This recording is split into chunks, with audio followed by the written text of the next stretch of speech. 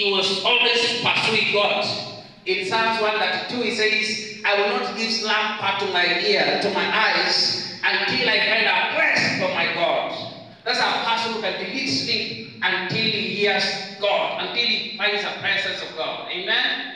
It's a diligent seeker, the way you seek money. Hallelujah. In Proverbs chapter 2, just the whole chapter, you can read there. It says how to seek God. It says in Proverbs chapter 2, from verse 1, it says, seek him the way you seek money. The same way you seek money as silver and gold. Proverbs chapter 2, verse 1, it says, Son of God. It says in John 1:12, it says, for as many as received him, he gave them the power to become the sons of God. So if you are a son of God, he says, my son. This is the Father. It says, my son, my daughter, if you will receive my words and hide my commandments with thee, hide my commandments inside you, so that you incline thy ear unto wisdom. You bend your ear to obey wisdom and apply the heart to understanding. Yes, if you cry after knowledge, that is prayer. If you cry after knowledge, and lift up thy voice for understanding. Verse 4, if thou seekest a silver, if you seek that word of God as silver, that is money, and the search for as for it treasures. You are seeking for it as hidden treasures. Verse 5 says, then, that's not when the results come. Then shalt thou understand the fear of God and find the knowledge of God. This diligent seeking. By the way, this is a university. This is not a Sunday school class. This is a university and you want quality, high-class service. Not kindergarten. Hallelujah. Where people want the whole Bible here. That is the main objective. You know, we have main objectives, specific objectives. The main objective is to have the whole Bible here. Then you meditate on it, we drop it here. Then you become ambassadors of Christ. Unless the whole Bible is here, then you meditate, it comes here, you can never be an ambassador of Christ. In Joshua chapter 1 verse 8, Joshua chapter 1 verse 8, the Bible says, this book of the law shall not depart from your mouth, but you shall meditate on it day and night, so that you may observe to do all that is written therein. Then shall you make your way successful and prosper in the land where you are going. This book has to be in your heart. In your mouth, so you shall speak it, shall not depart from your mouth. Meditate means think about it until it comes to your heart. Then shall you succeed and prosper in the place you are going. Prosper in the school you are going to teach. Prosper in the university you are. This book is the guarantor of your success. Not even your braveness and your cleverness that you are going to cram some cards here and there and get a leakage here and there. No, this book is the one which guarantees you success. You are going to meet devils out there, but this book is one you are going to want to say it is written. It is written. Hallelujah. This book has to be in your mouth. Even the devil approached Jesus and just said it is written. And he quoted Deuteronomy chapter 8 3 times. Glory to God. This book of the Lord shall not depart in your mouth. In Isaiah 34 verse 16, Isaiah chapter 34 verse 16, what does the Bible say there? And when you read the whole Isaiah 34, we have just picked verse 16, the whole Isaiah 34 is a command to all the world. It's not even for Israel. It says here, you are, for the Lord is speaking. It is a command to the last days. If you really want to survive these last days, we are surely, my brothers and sisters, we are in the last corners. We are about to stand before God Almighty to be judged. And he says in verse 16, seek out of the book of the law and read. Read. There's a word there, it says read. You are supposed to get the Bible and read. And actually, we are supposed to be, when we come to a service like here, we are supposed to be, all of us, pointing people to the Word of God. We should have a change of the many choruses we sing here. To Because you sing for 1 hour or 2 hours singing, you should have that as the Bible. People come and say, let me share what I got from the Word of God. Let me share what I got in the revelation of the Word of God. By the time the preacher comes, you'll have enough scriptures.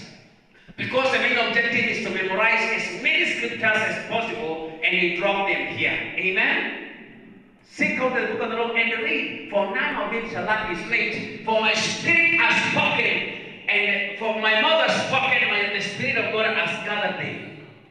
God has given his word here for us to read. And it's not joking. God has given out his word. This book of the Lord has how many books?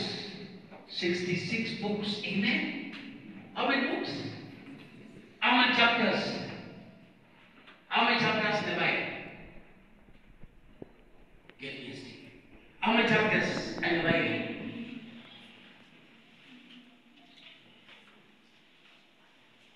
Okay, how many of you answer? Without Googling. The book has 66. The book has 11 is 9 chapters. These are the chapters in the Bible. These are the books to read. 66 books. And you are given 8 years or 7 years to read that. And there are verses. How many verses in the Bible? When you are saying you cannot say the verses, how can you answer the books? That 1,001 or 2 verses. These are the verses in the Bible. That 1,001 or 2 verses in the Bible. And they're supposed to read one of them.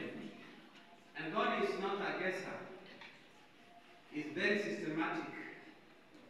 He gives his word in the signs. You know there. Like this is me. Don't doubt it. He signs by a number called 7. 7 is the signature of God. In Hebrew it is the word Saba, which is also close. So it is close to Hebrew. So the word Saba, which is actually the word for square. He swears, this is not for swears. By 7, he swears, says, I swear. I don't even want to swear. Okay? But God says, this I'm determined. If I change it, I'm a liar. And he puts the number 7. When he created man, he created him in 6 days.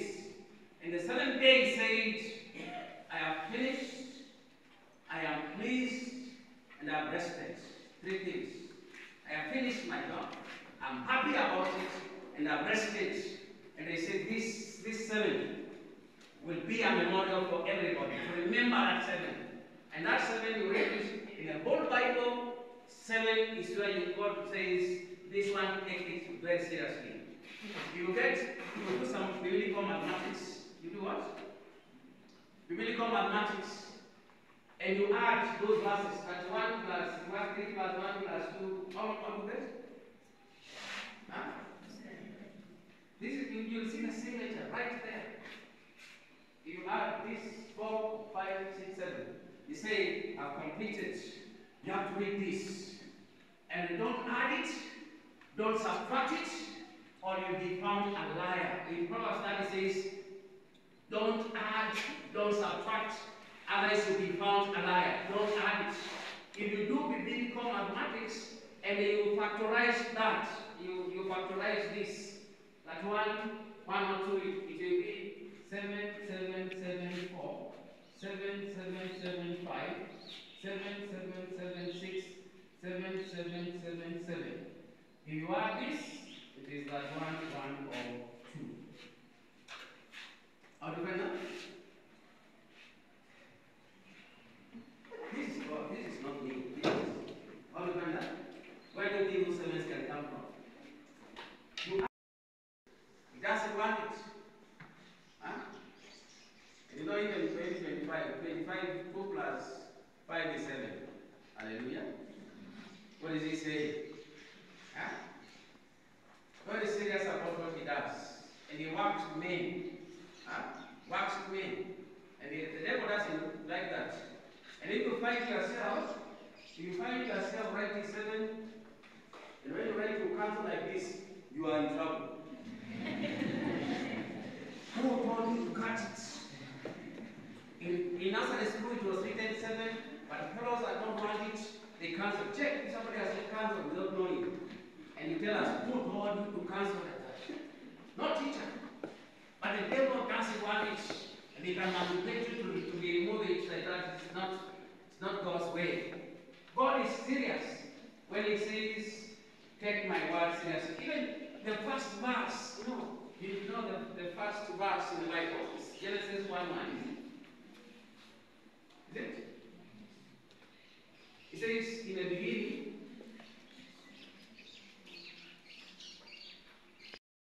three, 4, 5, 6, 7, then you circle that.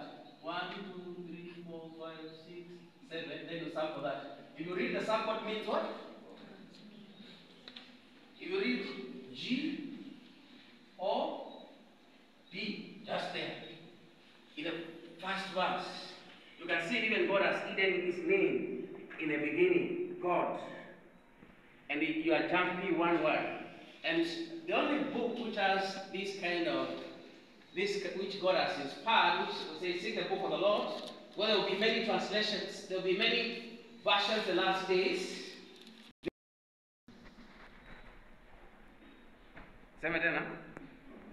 If you are reading any book which is not King James, it is just a paraphrase. You read. But when you want to memorize the Bible, read King James. If you want to memorize, to put it, the Holy Spirit will help you in this one. With the thee, thou, ye, that one. Read that. And if you are not happy about that, this is the language of heaven. Even when you are married by a guy from another tribe, you go and learn their language. Because of the love you have for them, there's nothing which can hinder you from learning that language. Because your love is too much.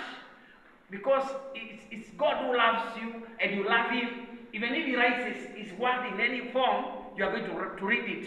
And you can even ask him, why do you like this? He will tell you. He has given. Are you serious? When you read, no, this is not. Is Revelation what? Huh? 22, 21. See? The last verse of the Bible. It's Revelation 22, 21, isn't it? Yeah? That is Alpha and Omega. And Jesus is Alpha and Omega. So these two verses you must memorize them. It's the Alpha and Omega. Now, if you get the King James, and you guys read, you do English. If you get the King James, Genesis 1:1, and you count the letters. But don't even worry about Hebrews or Greek. Don't worry about that. God values English even more than Hebrew and Greek. This one he has given us that revelation. So don't worry about that. And he has used English as the most spoken language in the world. Praise the name of Jesus. Get this book seriously. Wherever you are going to, get it even more serious than a phone. You know, there are phones 150 times per day. Can you imagine? 150 times people are all with this gadget. 150 times. It's 15 centimeters. Okay? So every time you are scrolling like that, that is 15 centimeters. So if 15 centimeters times 150 per day, that is how many 300 meters. You see that? Instead of scrolling many verses per day, get the Bible seriously. If you count the letters in Genesis 1:1, in King James Version, there are 44 letters. 44 letters. Counting the letters. In King James, every other thing is a joke, okay? You get to Revelation, the last verse, count the letters. They are 44. And they are written different words. In the beginning, God, and in Revelation says, the grace of our Lord Jesus Christ be with you, with you, amen. It says like that. And you count the letters, they are 44. Okay? This is God. You know, some people want miracles. This is a miracle. Can you see a miracle? The guys who translated never knew that. You know, I went to the Kikamba Bible. And I counted the letters. There are 44 in Kikamba. Genesis 1:1, Revelation, there are 44. And you have to count, there's a comma which they put on top there. If you don't count that, they don't. But even that comma has to be there as a word. They come to 44. Okay. If that doesn't scare you, and it's in the Bible. Okay? If you count, this is English, the consonants and the vowels in both verses. You know consonants? The consonants there are 27 and these ones are 17. You add is 44. Consonants. You count, get details. Seek the book of the Lord and read. Consonants and the vowels in both verses. They are saying different things, but both have the same 27 and 17. If you find God say, I am here, you will say, God, where are you, God? He say, I am here. In the beginning was the Word. The Word was with God, and the Word was God. This Word is God revealing himself. Hallelujah. When you read Psalms 44, verse 4, this is not the proof of King James, but I've jumped some things there so that you can search for yourself. Psalm 44, verse 4, it says, you look at that verse, you'll find the word king and the word James there. Okay? Unaona King James. Unaona king na James kwa pale. Angalia. Angalia pale kidogo. Unaona? What can you say? Can you see king? Can you see James? Can you see Jacob? If you read the Jacob, it's the same as James. If you read the book of James, ni kama kitabu cha Yakobo. Sio? Kwa Kiswahili, sio? So the same James and Yakobo are the same. In Hebrew, James and Jacob are the same. And when you count in King James, Psalms 44, now the 44 is there, you count the letters are also 44, like Genesis 1:1 and Revelation, the last verse. Now if you don't believe, then I cannot help you. Sasa nimekuonyesha mimi. Your doubt is beyond repair. You'll be like Bartholomew, say, unless I touch him, and I put my hand where he was pierced. I want to put the hand. Ameona amedungwa hapa na akapona. Na anasema hata kidole nataka kuweka ndani. Hii ni a lot of doubt.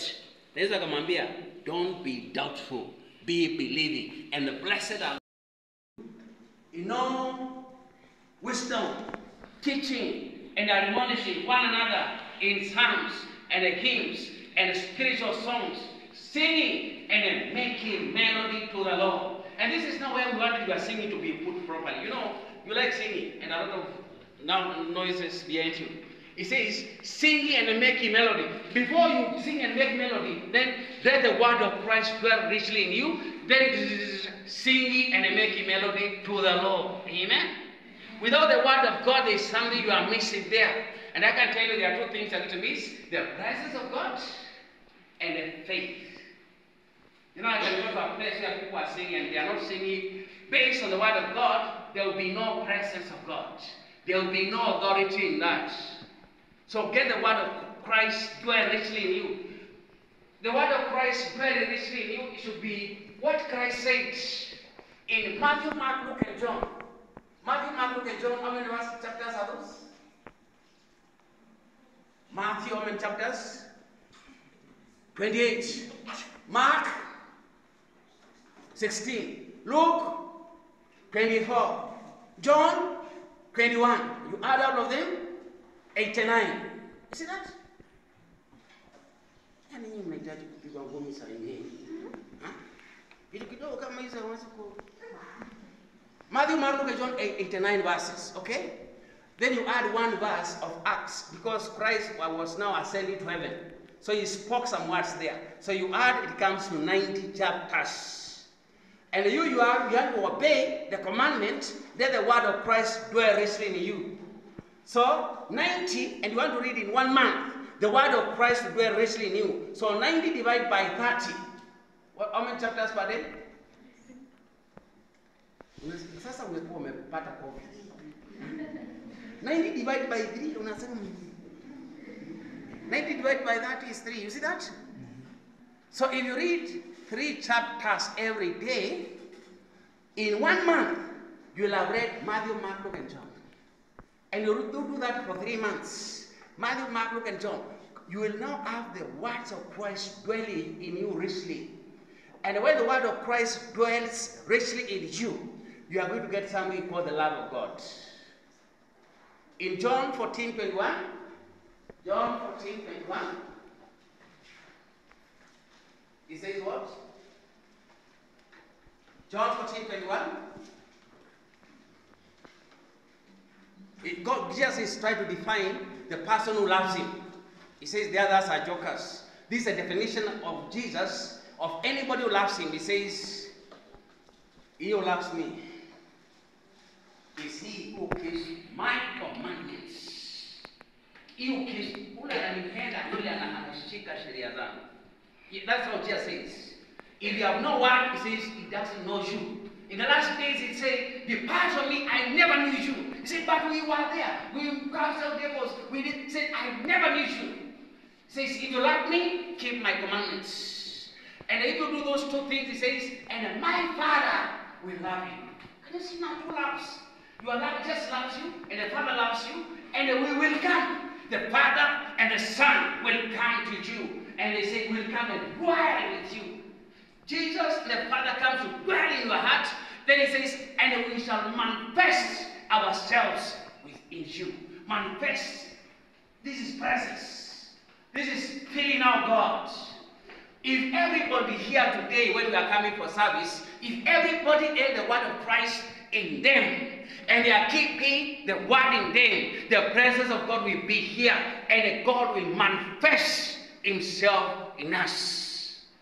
Hallelujah. This is the only route.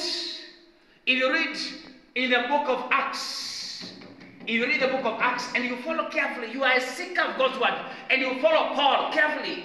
There's a place where Paul was teaching the scriptures daily. Can you imagine? Teaching the scriptures daily, not singing daily. I know you guys can seek another microphone to sing every day, and you say that is service. This is a funny current in Kenya. It's a false religion in Kenya, which is promoting entertainment. But the devil knows they are stealing faith. You repeat the same songs many times, and you bomb your heart with unbelief. Don't be in those entertainment clubs. Go in a place where you build the word of God inside you, and you build faith. Hallelujah. Paul was teaching the scriptures for 3 months. When you read the book of Acts, and after the 3rd month, people were coming from every place. And when Paul went out, even handkerchiefs which were coming and touching his body, devils were coming out of them. The power of the scriptures. Devils do not stand a person who has been transformed by the word of God. Hallelujah. There's a time I've been reading the word of God, and on my bed, I sense fire in my bones. Kule ndani nasikia moto. Unasikia huko kwa mikono, unasikia ni kama unawekewa mafuta hivi. Ndio nikajua kwamba ndio Mungu anasema wekelea wagonjwa mikono, watapona. There's a power, there's an anointing which comes by you having the word of God inside you. When you pray and you are speaking the words of God to God himself, the power of God is mighty. But when you have no words, you have no power to propel your words to the throne of God. Get the word of God seriously. 3 chapters a day. Actually, I always tell people, you want to read the Bible through the whole year, every day 4 chapters. And there are Bibles who have a whole list of how to read the Bible. I don't know whether this one has it. Yeah, it's here. This one has a daily reading plan. So it lists the date from January 1 to December that 1. So the chapters where you are supposed to read are there. And here you read this, and they tell you how many to read. There are some chapters which are longer, others which are shorter. And you read that, and in 1 year, you are going to read the whole Bible. You better get something like this, you photocopy it, and you carry it where your bed is, and you underline from Genesis to Revelation, and you be a diligent reader of the scriptures. Praise the name of Jesus. In 1 year you finish the whole Bible. This 1 year I finished the whole Bible and I finished the book of Daniel. When I finished that book, the Father said, "Son, you have honored me, and I will honor you." And He gave me a brand new car. That was my first car, KAW 294A. The day I completed reading the Bible, somebody called me from Germany na akanipatia gari mpya, funguo mpya, hata hiyo gari bado iko nyumbani. That was the word of God. He rewards. He rewards. Can you say He rewards? Hebrews chapter 11 verse 6. Hebrews chapter 11 verse 6. You know, when I said I'm a professor and I said get a paper to write, I am serious. I cannot just do press-ups. Even me, I always follow somebody who has been writing to read. Because God is speaking even to me. So I have to get somebody who has been writing so that I can also benefit. I have no way I've written, but as I stand here in the office of our preacher, God is giving verses, He's teaching people, and He's teaching you so that you can become better. He wants to make you, and you write it down. That's what He said in Zechariah. He says, you see the vision, write it down, so that those who see it may run. The Bible talks about, for without faith, it is impossible to please God. Without faith, it is impossible. Let me say it is hard. Inasema hii wacha tu. Kama hakuna imani, kweli ni imani. It's not hard. It is impossible. It is zero gain. Without faith, na mtu amekuja maombi aende nyumbani. The first thing is faith. Without faith, and when God bless you, forget it. You can't please Him. For without faith, it is impossible to please Him. But he who comes to God must believe, not may, not can try. It is must believe that He is, and is a rewarder of them that diligently seek Him. Can you see the word seeking Him there? He's a rewarder. God is a rewarder. And you don't want fellows around. You want people who are rewarded. God is a rewarder. God is a rewarder. And a reward of God is not just lollipop. Amen. Hallelujah. God does not just give you some handkerchiefs. He is a rewarder of big things. In the present reward of today, it doesn't just, it's a present, the office, it's a big office. And He wants to reward you with first class honors in a degree. He wants to reward you with a job. He wants to reward you with a big job. He wants to reward you to be the Senate part of the county. And He's rewarding you because you are a diligent seeker. Look at that verse and underline the word diligent seeker. Diligent seeker. Not just a seeker, but diligent. Diligent. Diligent seeker. Diligent seeker. Diligent.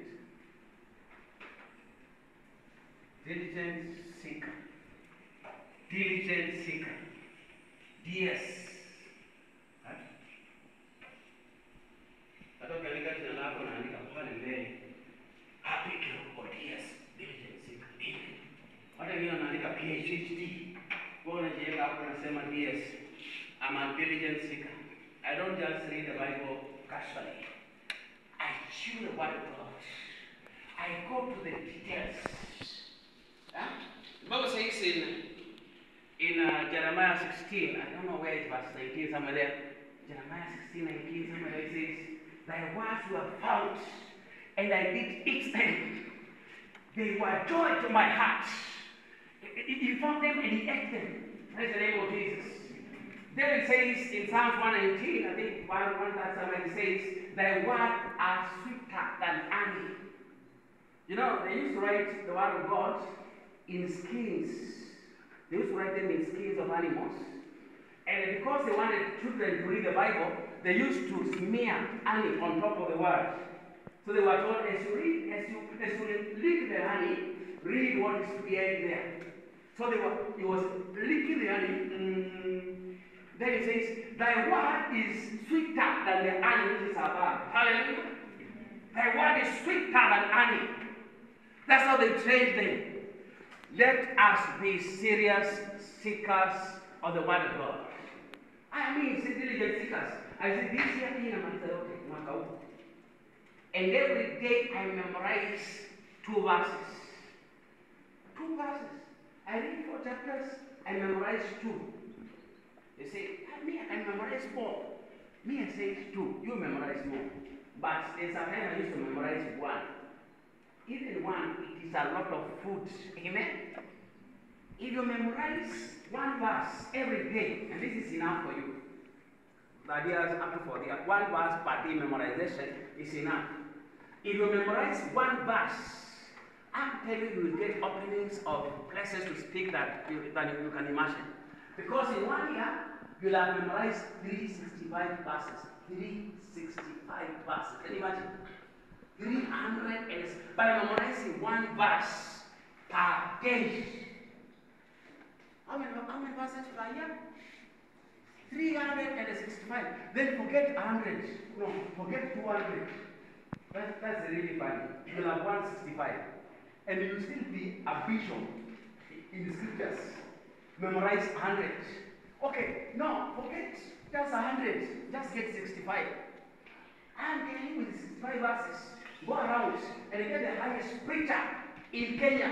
Na mwambie, hebu niambie verses 65 when memorize. Na jamaa amekuwa na nywele za white hawezi kusema. That's how poor we are.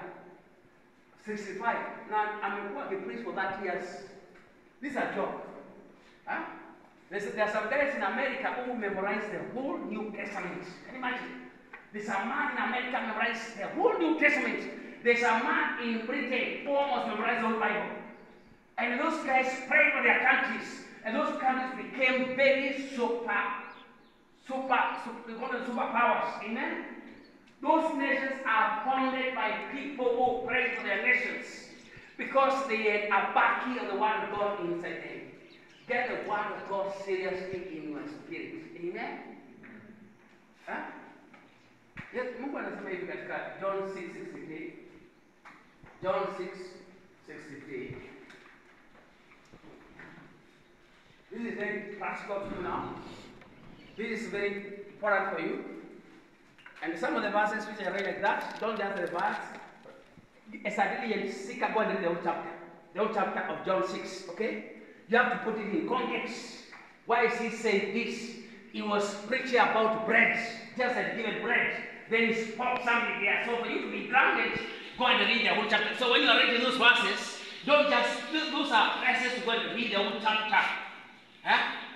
It's just said there, it says the words I speak to you. So you have to read those words. The words that I speak to you are life and they are spirit. The words that I speak to you are life and they are spirit.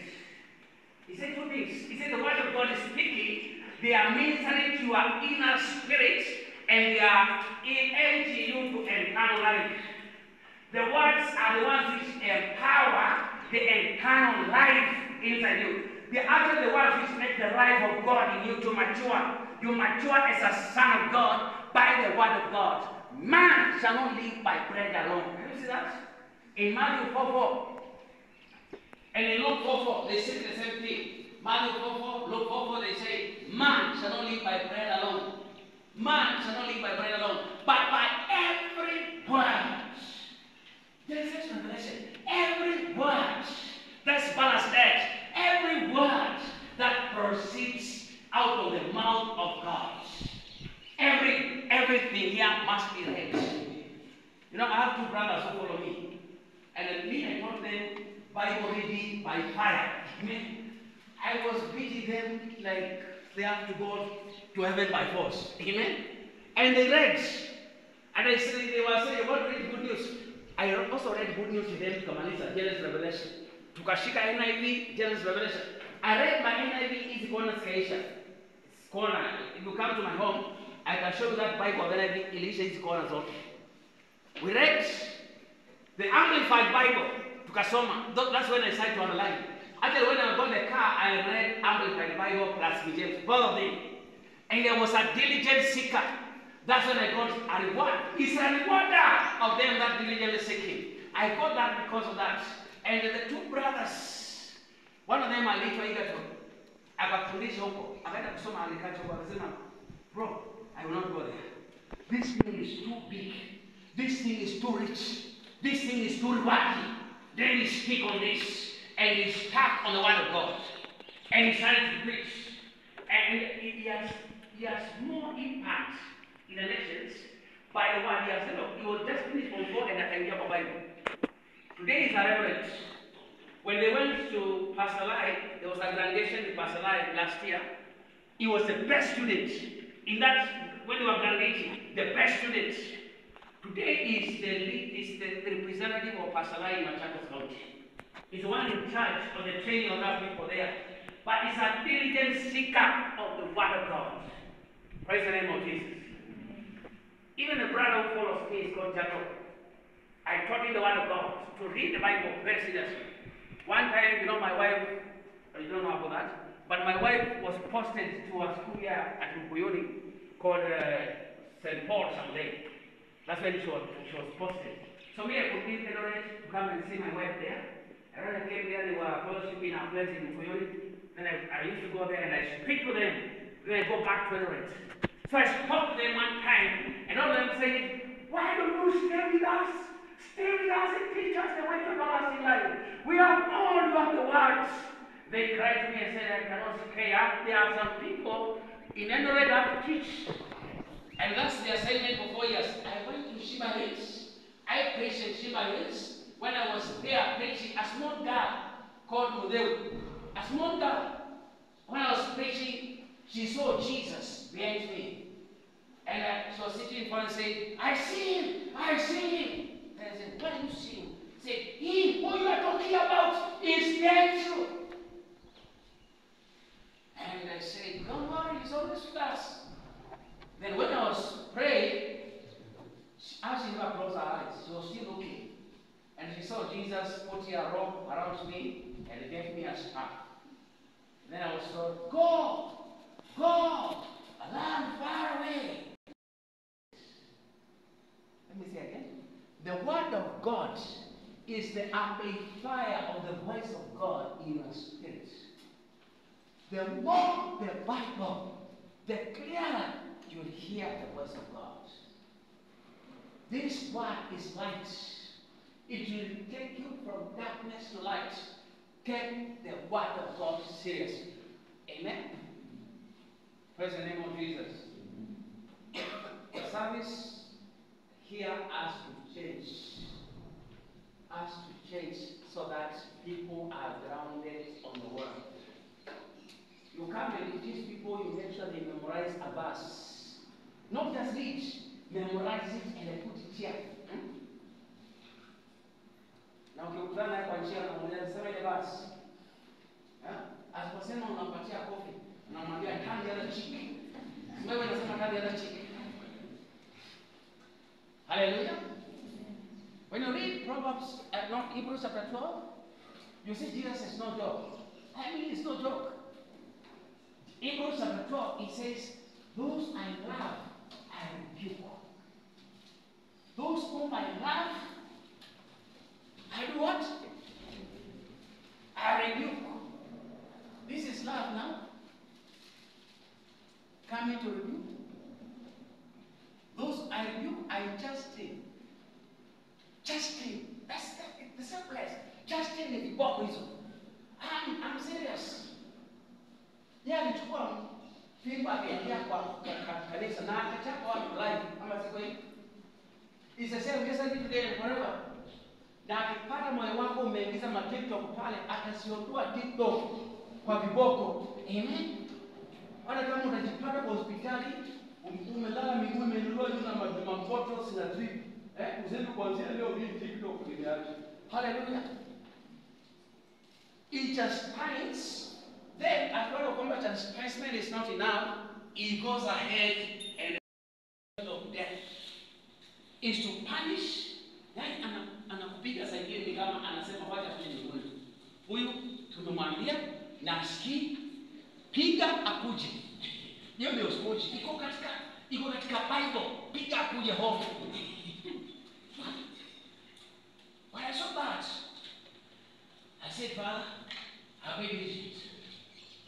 Akiniamka saa 9 usiku, sio kuanza kujigaragara kwa kitanda ati usingizi umeenda mapema sana. Wewe ukivutuka saa hizo unachukua pipe unaanza kusoma. Usingizi unalala saa 10 unarudi tena unasema usingizi. Jua kwamba niliambiwa niamke nikasoma. The Bible says, I prevented the night watches so that I may meditate on thy words. That's Psalms 180. I prevented, yani nikazuia the night watches are the eyes. Nikazuia zisijifunge that I may meditate on thy words. If you don't have appetite for the word of God, read Psalms 119. Psalm 119 is the longest chapter in the Bible. It has 176 verses. Angalia, 176 verses. 176 verses. Angalia vizuri. Angalia kwa Bible. How many chapters are in Psalms 119? Huh? How many verses? 176. And then you look at that Psalm 119. If you look at your Bible, it's divided in 22 portions. 22 portions. 1, 2, 3, 22. And the 22, each one of them have 8 verses. After every 8 verses, wanaweka jina hapa hivi. Inakuwa imegawa. You see that David? Inaanza. Na inaanzia, it shows the alphabet in Hebrew.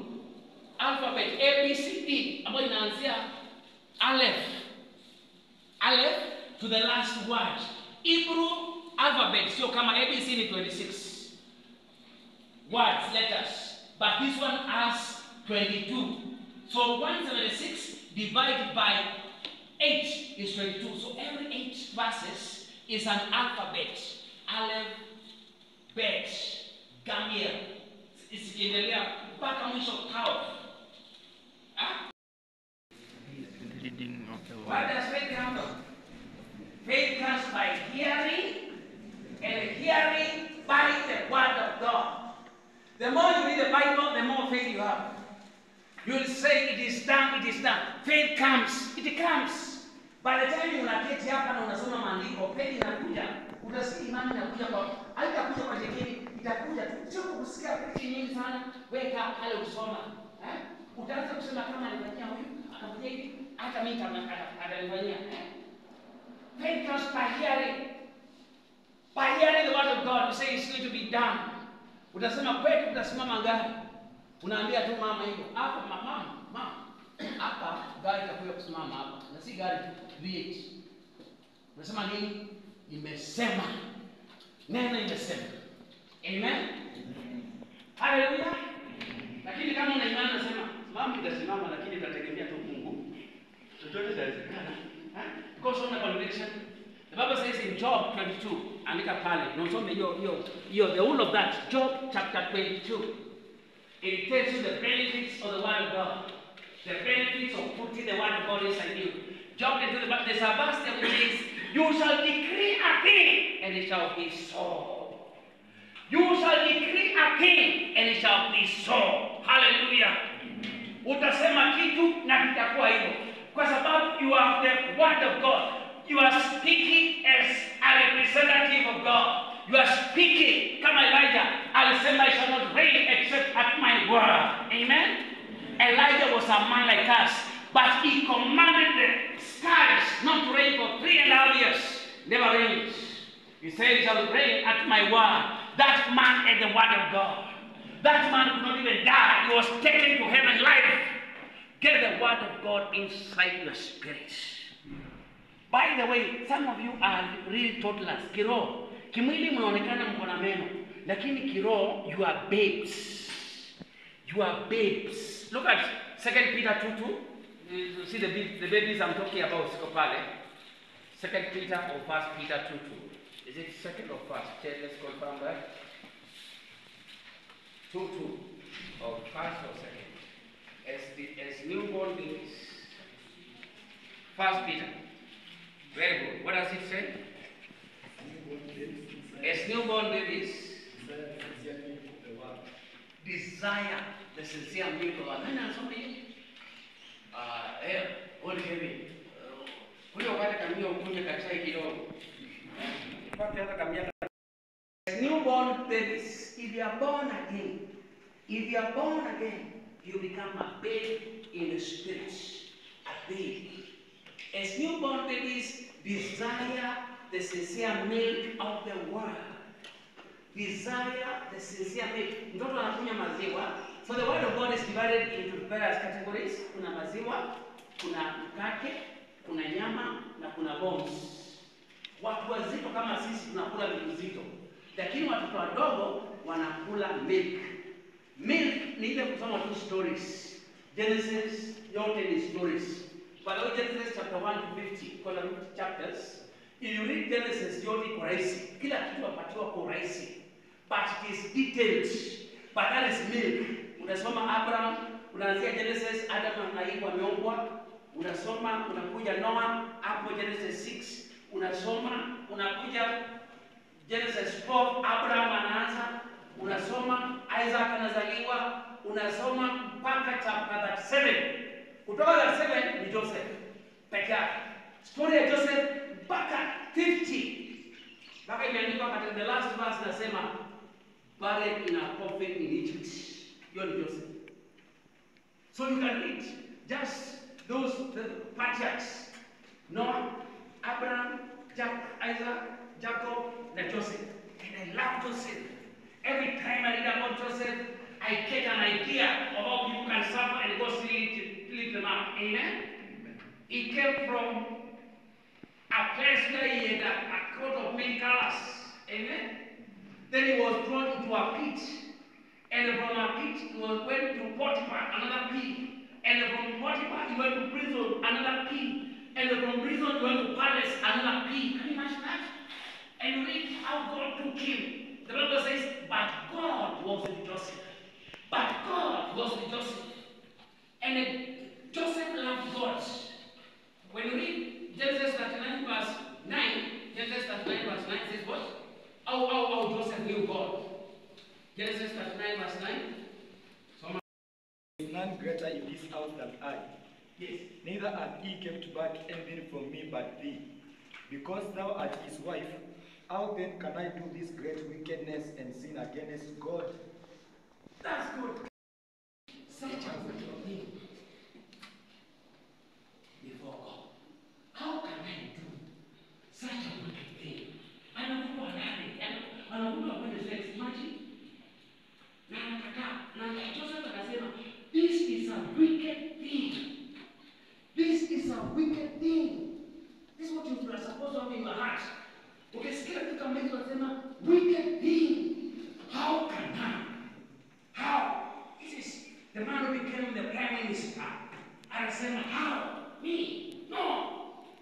Tuko peke yetu kwa nyumba. Hakuna mtu ananiona. Kitanda iko mzuri. How? How? If you don't read the word of God, you will not speak in your flesh. Ikimwili kitapaka moto. Mimi nakwambia kitu ambacho najua. Usiposoma neno utawaka moto. Utajisikia mazeti. Lakini hii neno la Mungu ni kama upanga. Itakili your flesh. Ni upanga wa roho. Hautaamka. Utakuwa unaamka sharp. Hata ukiangalia nini uko sharp. You are settled. Your mind is focused. Ile utapata job. But if you don't need the word of God, the flesh will rise up. Katika Romans chapter 6, it says, we have crucified our flesh with him. Wakati Yesu alisulubiwa, our flesh was also crucified. It will not bother you. Praise the name of Jesus. It will not bother you. Hata jana kulikuwa na harusi ya kina Ashley na kina Simiyu. Simesikia? Jana kulikuwa na harusi kule Embu. Msichana anaitwa Ashley wa kutoka Kangundo ameolewa na Simiyu kule. Iko kwa mtandao. Hapo wachangia pesa. Walikuwa siu wote. Simiyu alikuwa siu, Ashley alikuwa prayer coordinator, alikuwa katika kwaya. Walikuwa hapa kuhubiria. Ashley akaenda kufanya kazi kule Mombasa akifundisha. Simiyu naye anafanya kazi wakaunda harusi. Akaniambia kuna lori kwa changia jana walikuwa katika harusi yao. Maana picha wamenitumia wamesimama kweli kweli. Haleluya. Hata yako naitaka. But ukifanya hizi vitu wicked thing hizi, how can I do such a wicked thing? Utaondoa hiyo prime minister. Joseph ameikiwa katika mpango, Mungu ako na mpango wake. By the way, ameonyeshwa dreams kwamba siku moja your brothers watabawa mbele yako. Your father atabawa mbele yako. Ameonyeshwa already, the end is very good. Lakini anakuwa tested kama atasimama. Akiwa kwa pit, akulaani Mungu. Akiwa kwa Potiphar, akulaani, akafanya kazi nzuri. Akiwa kwa prison, akulaani. Baka akakuwa kwa palace, wale brothers ndio hao wanakuja sasa. It will take some time, but there is testing. There is testing. Kuna maboys anakwamia kwa room tuko saa 5 nataki kutoka. Simwende kwenu, nataka kulala. Wanajifanya wamesikia usingizi. Mimi ndio ngoja niambie tu hapa hivi. Mwambie toka. Hallelujah. Praise the name of Jesus. You can blow your destiny. Na hiyo senta yako inaishia kwa dakika 5 hapa hivi. How can I do such a wicked thing?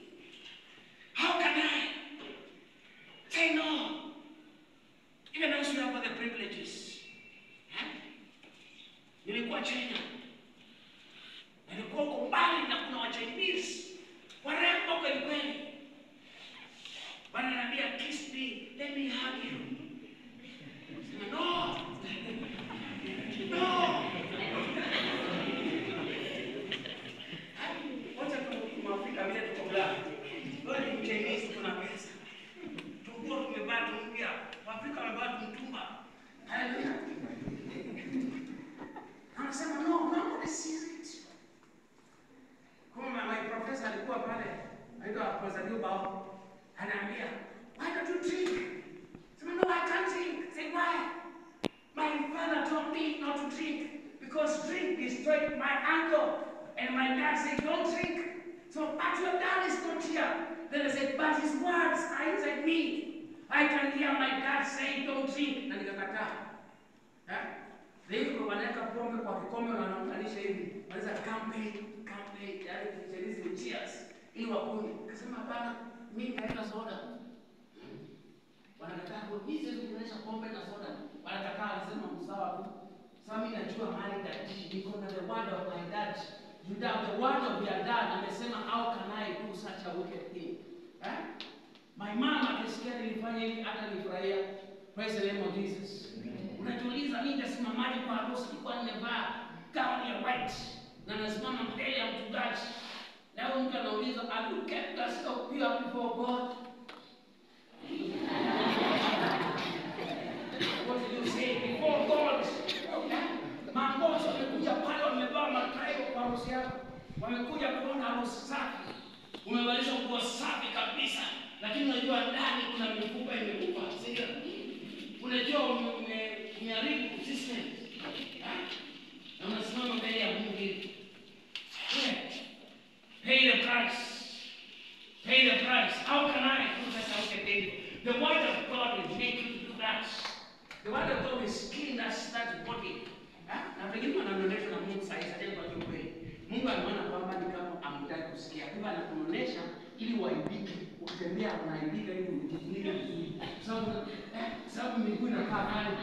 Mungu anifanya na noma ili ujifunike unapungua sana.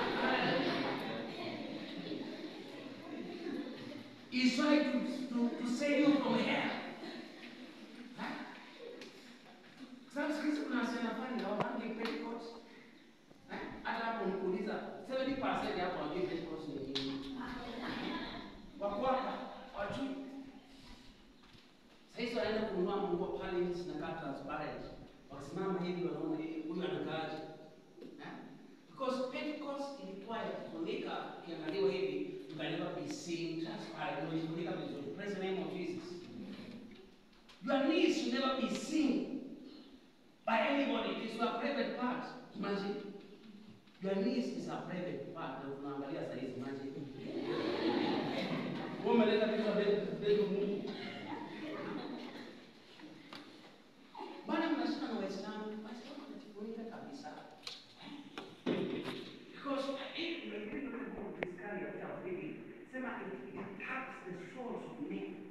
Inashika souls za watu na kuwapeleka katika jehanamu. Don't be a stumbling block to anybody.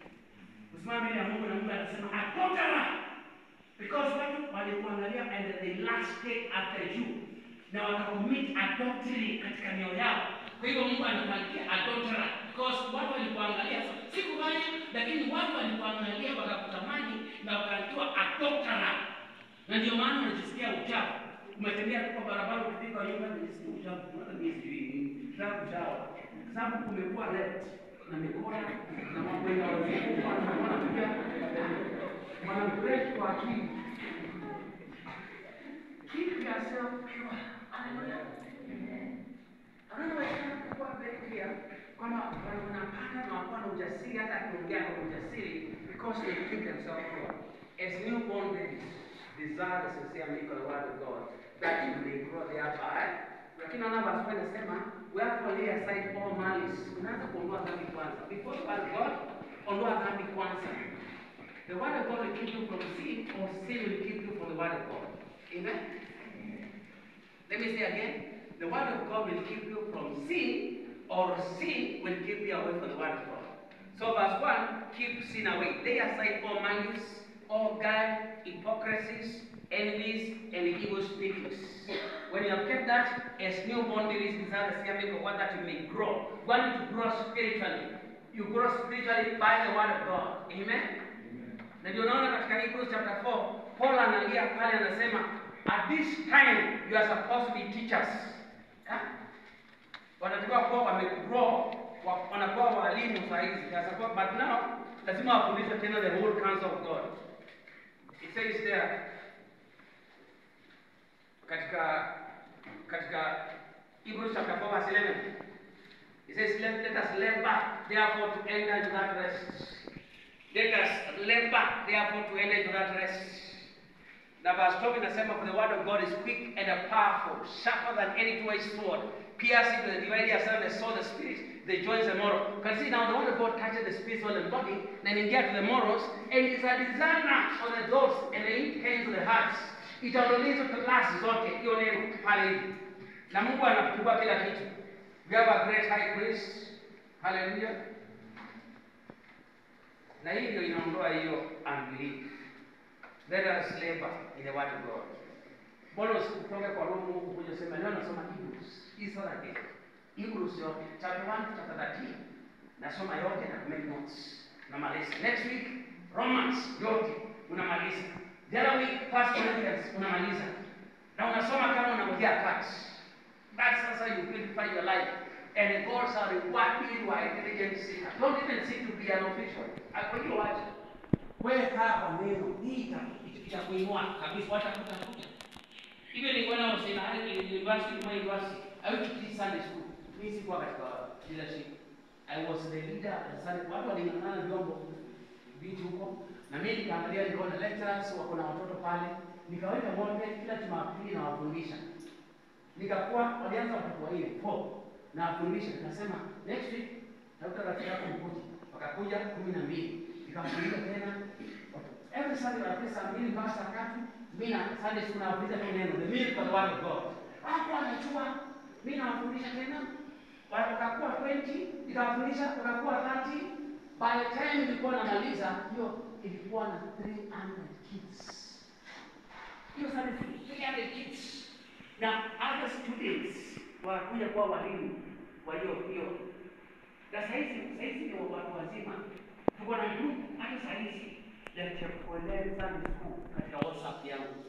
Hiyo Sunday school ilianza na wale. Saizi ni watu wazima wako na watoto wao. And they still say, sir, if you could not have taught us the word of God, we don't know how our lives would have been. But you have made our families to stand. The same message. We will get about last week's Sunday service. The power of humility. And it's a big thing to do this character humility. You can miss other things in character of God, but this one. In Proverbs 22 verse 4, Proverbs 22 verse 4 says, by the fear of the Lord and the humility, you get three things. You get riches, you're the person. Honor and life. The fear of God will give you two things, life and the riches. But humility will give you honor. Before honor is humility. And I'm thinking it's a big thing. This is a big thing. Can you say big thing? This will determine whether you go to heaven or hell. Here, humility. Hallelujah. Can I bring it to you? What a course of play. This is the whole course of God. Ile Mungu anasema injili. Kile anasema kuhubiri na kile kilifanya tuumbwe sisi. The only reason for us to be created is that. The only reason for you to go to heaven is humility. So it's a big thing. Listen, my brother. My sister. Long time ago, God had a family. When you go to the morning, you had a family, they are angels. No human being. Na one of the things which God does, anapatia kila kiumbe kasi. Hii lazima tuwe kwa akili yetu. God will give you an assignment when you go to heaven. Kila kiumbe Mungu ameumba, unapewa assignment. Simamia nyota, simamia bahari, simamia hewa. You will be given an assignment. That's how God does. He gets part of his authority and he gives you that. So those days with his big family, he had a group of angels led by an angel called Lucifer. A group of angels called Lucifer. Lucifer means light bringer, one to bring light. Lucifer means light bringer. But he made a mistake. Today he is the bringer of darkness. Can you imagine? What happens then, you can study that the light bringer has become a darkness, the prince of darkness. And that's what we need to understand, that when Lucifer was leading people to worship, he had two things which are very special. He was very beautiful and very wise. Two things. Those two things, if you have them, there's danger of becoming proud. And when you are proud, it's the opposite of humility. And God has allowed you to be black to avoid pride. God allowed you to do even education, ungefanya mechanical engineering, ili ukue humble. Hallelujah.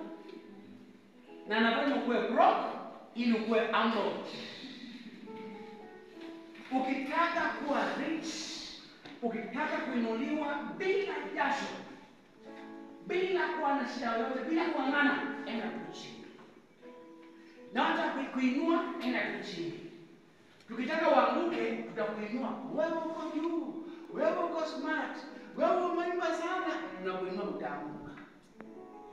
Na usipojua ukiinuliwa enda chini, you will miss a big thing in life. Learn the secret of humility now and engrave it inside you. Lucifer's beauty and the wisdom is said in Isaiah 14:14, I will exalt my throne to be like God. Ile kazi yake alipewa ainue iwe kama ya Mungu. And God said, you have sinned. Na Mungu akasema, you will be thrown down to the pit. Na Lucifer akajaribu kumwambilize malaika wengine wamfuate, na wengine wakamfuata, na Yesu ndiye aliwatoa mbinguni na glory yake. They were banished from heaven. Na akakuja ile sehemu alikuwa anasimamia ambayo dunia hii, alikuwa anasimamia this area. Na yote ikakorogwa kama mashi, ile hasira ya Mungu. Ikakorogwa kama mashi, na darkness was upon the face of the deep. Hiyo ndio Genesis verse 2. Genesis 1:2. Shetani ameanguka na amekorogwa kweli. Na ikakaa miaka mingi sana. The Holy Spirit was hovering around these devils katika hiyo maji. The Spirit of God moved upon the face of the waters. And after some time God said, kuna ile kazi Shetani alikuwa anafanya, I want somebody else to come and fit it. who is not proud. Na ndio tunaanza verse 3. Let there be light. Anaenda to the same darkness, na anasema wacha hao mashetani tuwaweke sehemu moja, na ile sehemu nyingine tuweke mtu ambaye tunaweza kuumba. So ili anasema let there be light, anasema hiyo darkness ikuwe upande moja na hii nyingine ikuwe yangu. Kwa hivyo shetani wakaweka in their own side. Actually ile side wako ni under the world. Unajua dunia iko na kuna heaven, earth and under the earth. You see that? Kule under the earth ndio kulikuwa darkness. Na Mungu ametuambia tusihusiane na hao watu wa darkness. Tusihusiane na hao ma spirits. Wachawi wanaenda huko. Wanaenda kuchukua uchawi huko, na Mungu ameforbid. Wamefungua njia kupitia kwa makaburi, wengine wanapitia baharini, wengine wanaenda huko wakachukue siri pale. God has said don't go there. Na wanadamu hata wamefanya kitu cha ajabu, na ni vibaya sana these last days. Kule Switzerland wamechimba shimo kubwa sana ambayo imeconnect hell itself. It is called the sun. It's called the sun. This one. It's called this sun. You can Google. You can YouTube. And hiyo shimo inaenda mpaka hell, and they want to make sure they can tell devils to come. Mashetani watokee huko wakuje hapa hivi. Na Mungu amekasirishwa na hiyo kitu, and they are fulfilling the scriptures. Wakiona kama anafanya mchezo, ndio inaenda katika the Bible, the book of Revelation is called the fifth seal. They are going to open the bottomless pits, and the locusts shall come, and they shall sting men, and a man shall even desire to die, and death itakataa. You see that? And we are just about there. We are wakati kanisa itanyakuliwa tu hivi, there's a rapture coming. After the rapture takes place, those devils, they are being hindered by the Spirit of God, wataachiliwa wakuja hapa hivi. Saizi wameanza kucondition watu by bringing robots, kwa sababu sura zao zinakaafani. Kwa hivyo wanataka wakikuja watu waseme ni robot, waseme hiyo ni kitu kanakaa hivi, ili wajue ni, lakini because they cannot take our form, they'll come to those things, and they will be seducing men to death, to destruction. Hata nimeona katika television za Kenya saizi wameonyesha ile tropical juice. Mama mmoja anakunywa, alafu ma spirits wawili wanatokea upande na upande. Umeona? Wawili wanatokea hapa na mwingine hapa hivi wakiwa na macho makubwa. Wanakaa hivi. Wanatokea, nikasema you see, wameanza kuleta hapa hivi. Most of the cartoons wanaonyesha kwamba kuna hiyo. You see the story kwamba they still want to come here. You see, katika shamba la Eden, Shetani alitoka pale akakuja kudanganya mwanadamu hapa hivi. So listen to this. God said that there be light, there will be light. That he wanted to build, to make a man who will occupy the place of the devil. That akasema, I will make a person who is very humble. In English you can say, he militated humility in our creation. That when you are being created, aliweka pale uanze kunyenyekea. Malaika wameomba kutoka kwa moto na stone. That is really higher, stone and fire. That's how God created them. Human beings were created from soil. Mungu alikuja mwenyewe akashika mchanga so that you can be lower. The lower you go, the more you can go higher because you'll be humble. That's why we are made from dust. So that you can always remember, I am dust and ashes. And you humble yourself. But God also put inside you his breath. So he breathes in you his life, but he made you from dust. So inside you have two abilities. You can be too high and you can be too low. And you make the choice. The Yesu akasema, if you humble yourself, you will be exalted. If you exalt yourself, you will be brought down. And that's the power of humility. Hallelujah.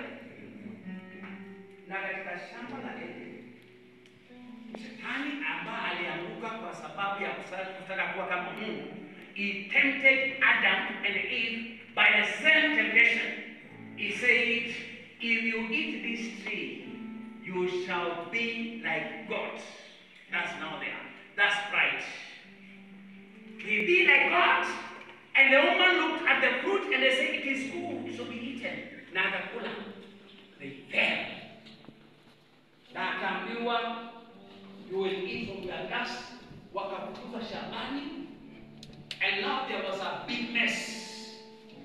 Mungu amekuwa wanadamu waende sehemu ile ambayo ya family, na hiyo family haina watu.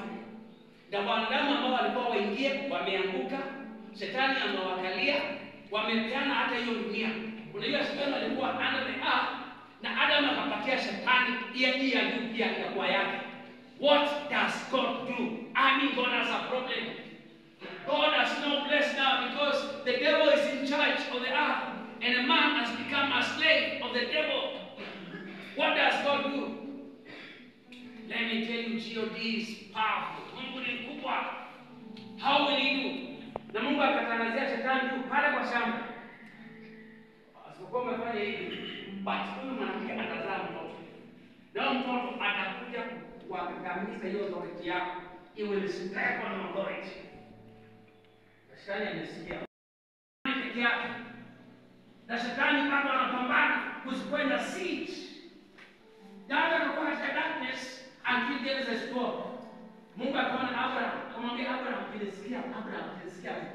Na utoke kwenu. Na ushike neno langu, Abraham, nitakubariki. Na kupitia kwako kila familia duniani itabarikiwa." Abraham akasema, "Yes Lord." Shetani akasikia hiyo akasema, "Hapa kuna kitu. Nataka tushike hiyo gumbu ya Sara. Kazi zae, ndani kabisa." Nimesikia wewe. Na Sara akashikwa gumbu, akakuzaa mpaka 99 years. Can you imagine? Unasema mashindano ni mchezo. Kwa mashuhuda. Wakazai. Akaambia Abraham fanya tumia akili. Chukua gumbu sana hapo uzai. Mimi kuisha. Wakachukua Haga, wakazaa Waarabu.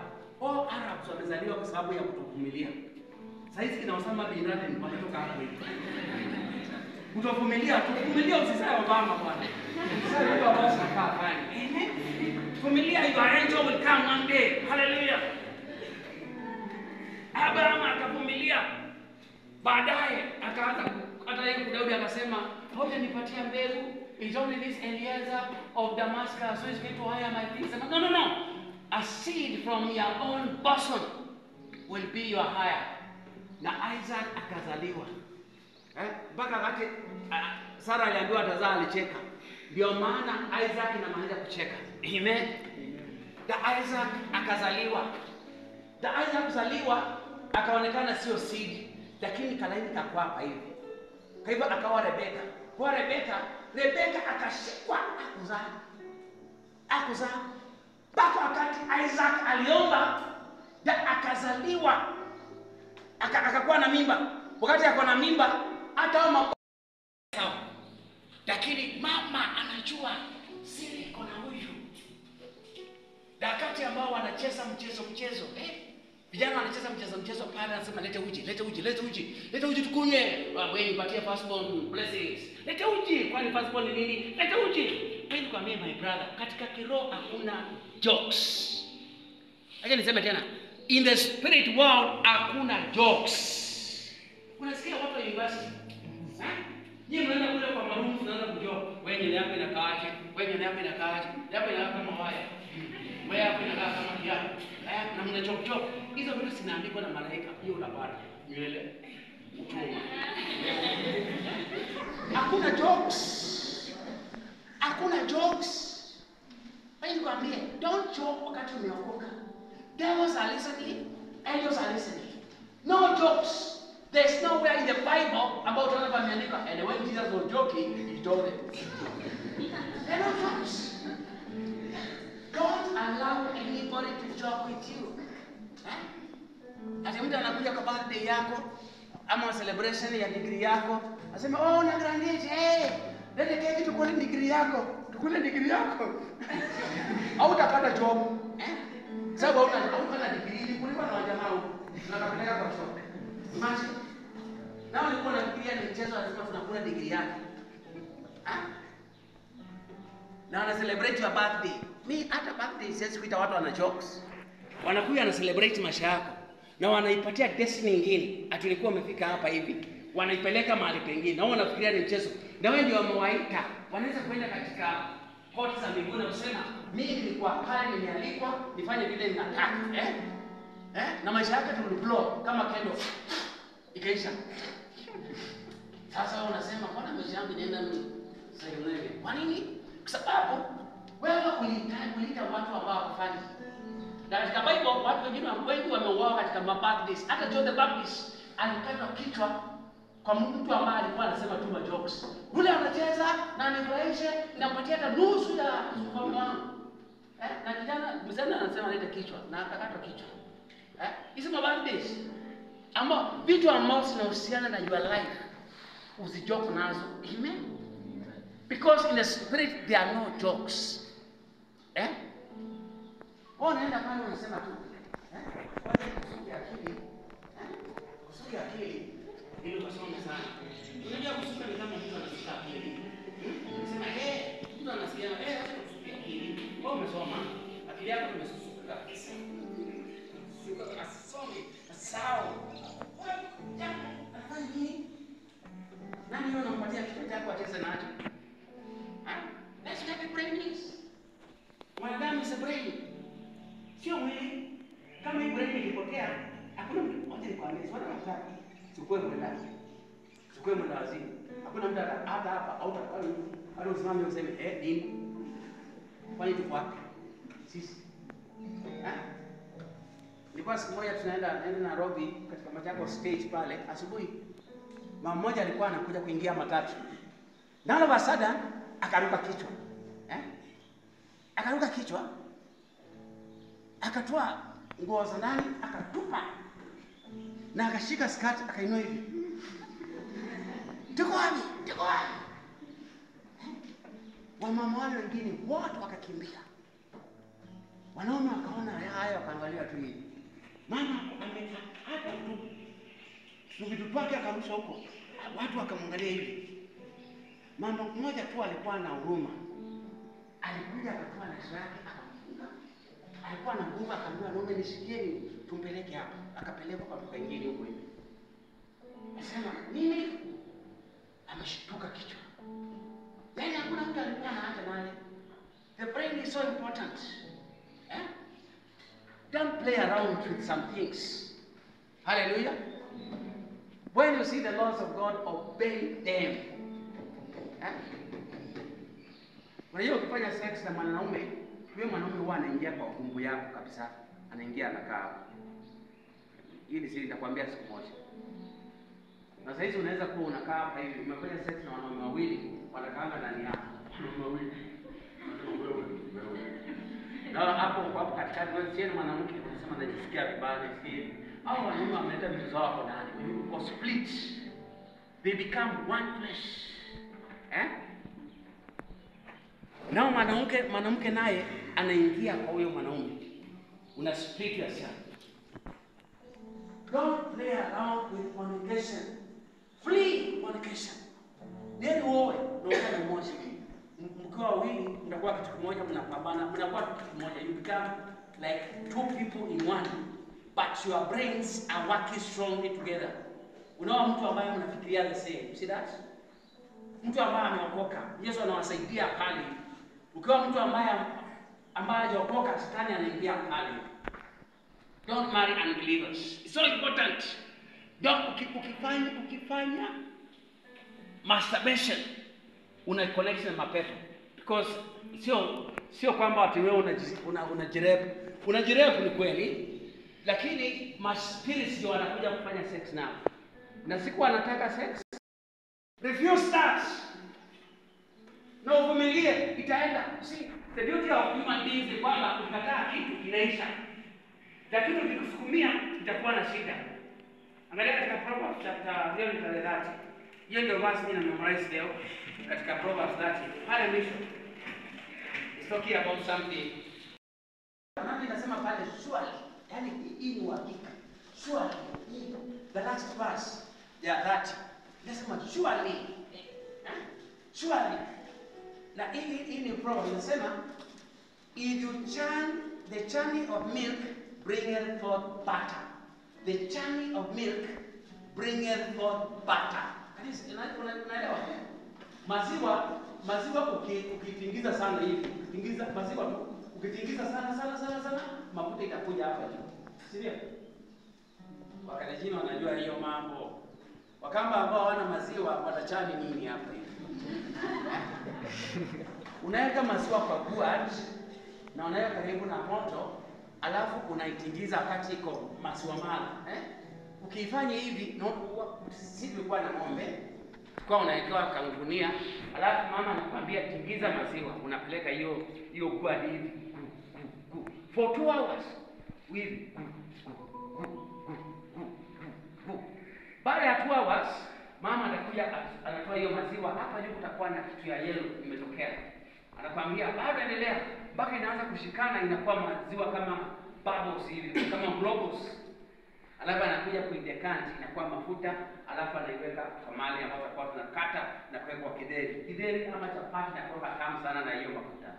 The churning of milk brings forth butter. Okay?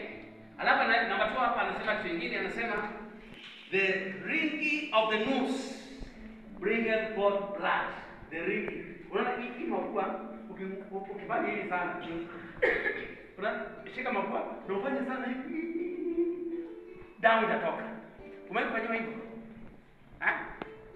Zamani tulikuwa tunafanywa hivi tukifanya kwanza kwa shule.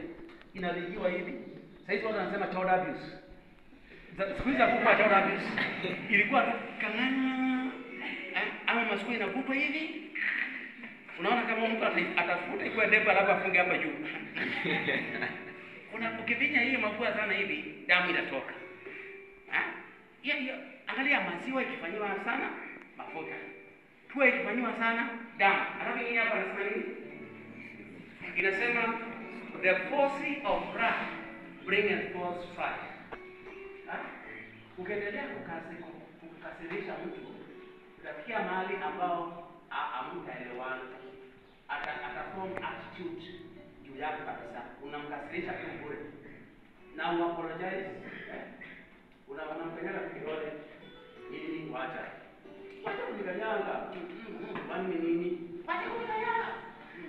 Unamvuta masikio. Wacha kunikuta. You are forcing that. Unataka akasirike. Siku moja atakuchukia sana. Hata mwalimu, wewe uko kwa class, unafundisha, unaangalia tu mtoto unamwambia, "You answer. Stand up. Sit down. Come here." Mtoto anakasirika. Atachukia hiyo subject. Sababu ya you are forcing akasirike.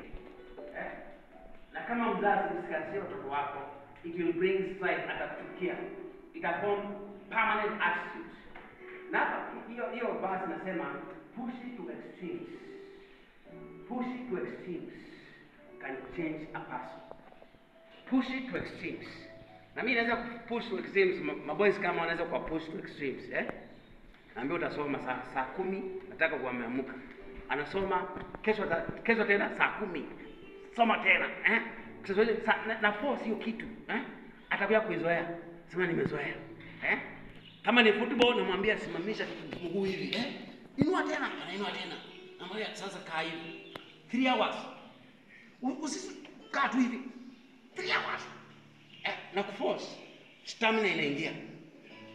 The churning of milk inatoa kitu, si ndio? The pushing of the nose, blood. So if you push yourself, you can make a change.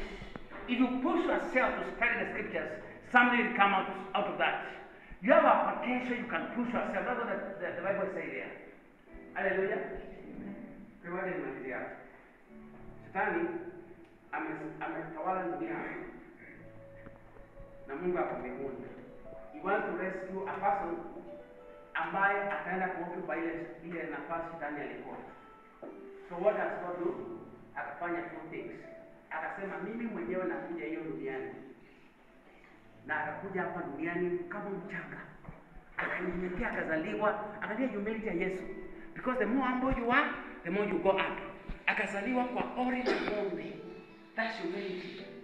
akazaliwa by poor people. Na alikuwa God. Na akasikia njaa. Na akasikia kiu. Na akanyenyekea kama sisi. Na akadefeat Shetani by one thing, humility. He humbled himself as a person. Na wakati alikuwa kama mwanadamu, akaenda even lower. He humbled himself to die on a cross like a criminal. Na akakuwa msalabani, na akazikwa, akaenda hell to the lowest. Na wakati alikuwa the lowest, ndio Mungu akampatia the name which is above every name. So that in that name every knee will bow. It's because of him going down. The humility exalted him. Yesu amesema, he who exalts himself shall be humbled. This is a spiritual law. Anasema, whoever shall exalt himself shall be abased, and whoever shall humble himself shall be exalted. It's a law in the spirit. If you want to succeed in life, my brother, my sister, in any occasion, always get the root of humility. Don't even seek to be known or to be heard.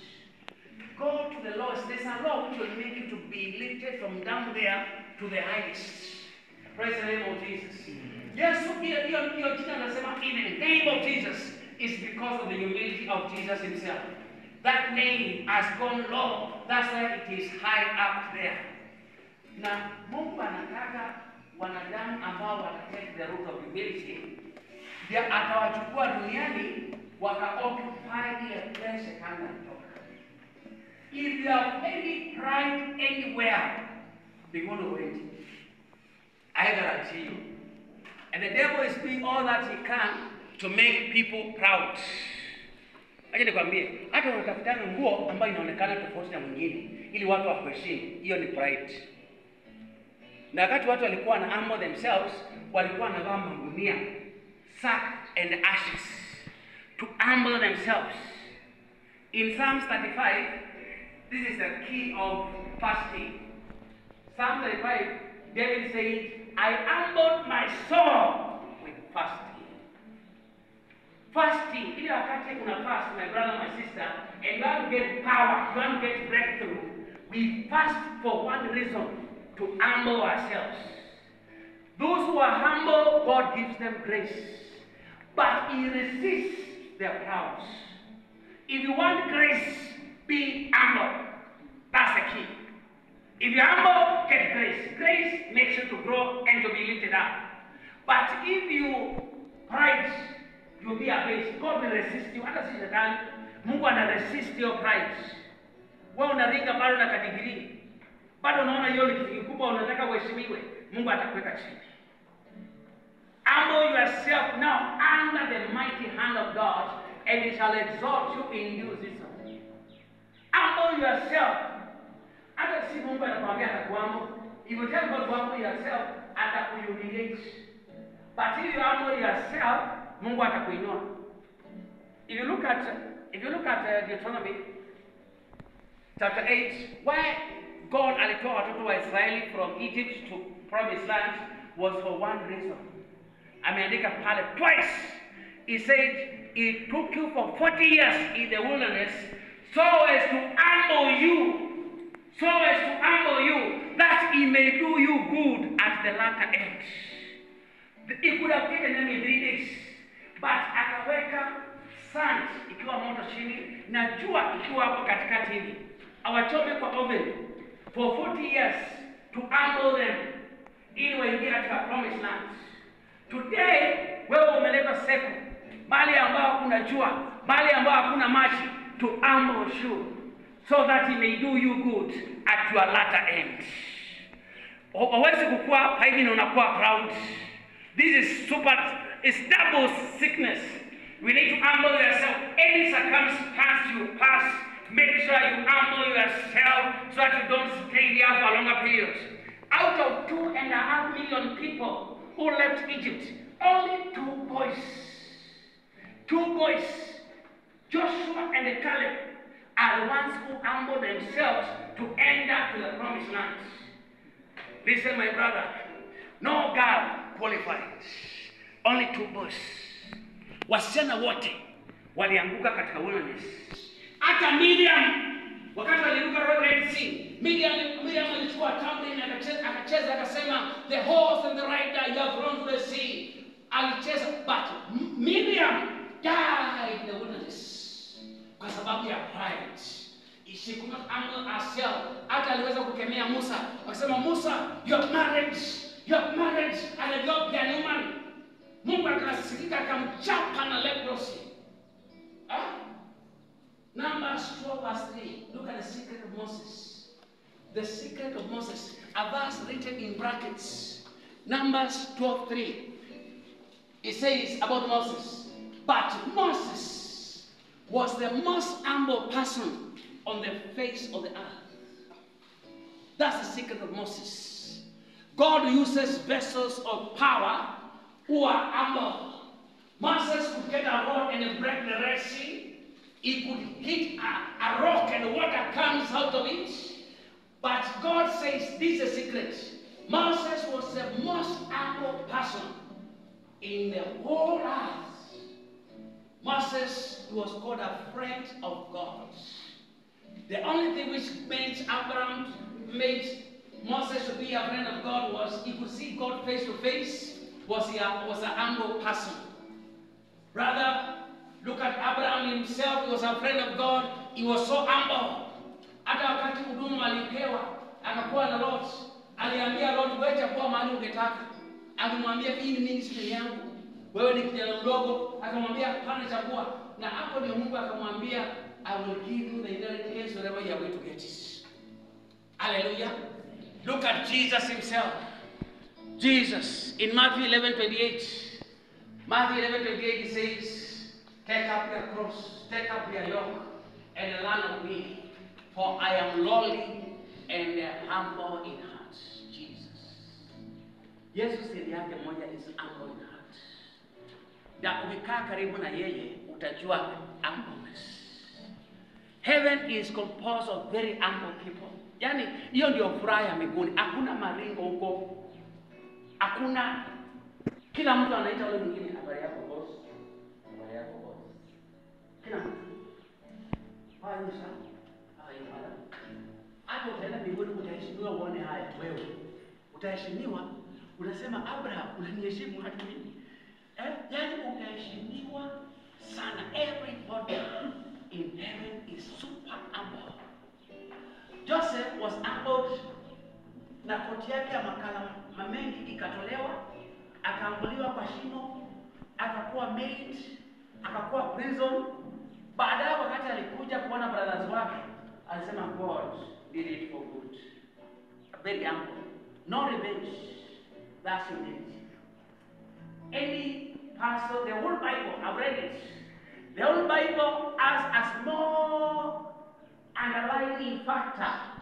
God wants humble people to occupy the place where the devil left. Blessed are the humble in heart, for they shall inherit. Let us learn humility. The fruit of the Spirit is gentleness. That is humility. Praise the name of Jesus. Even the Holy Spirit does not show as a mighty thing. It shows as a dove.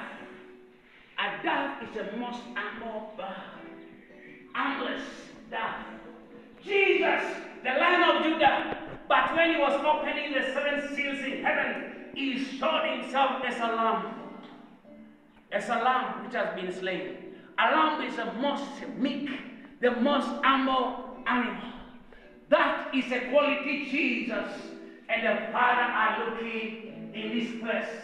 If we all become absolutely humble before God, we shall say we have done our duty. We humble ourselves before you. Brothers, we talk about prayer.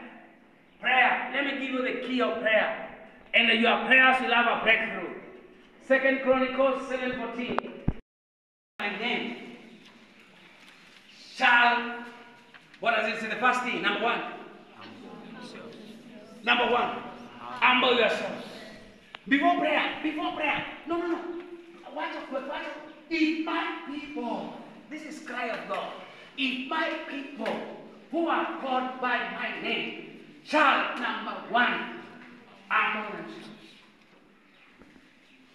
Na Mungu anataka yeye kwenda kwa every time. Alafu anasema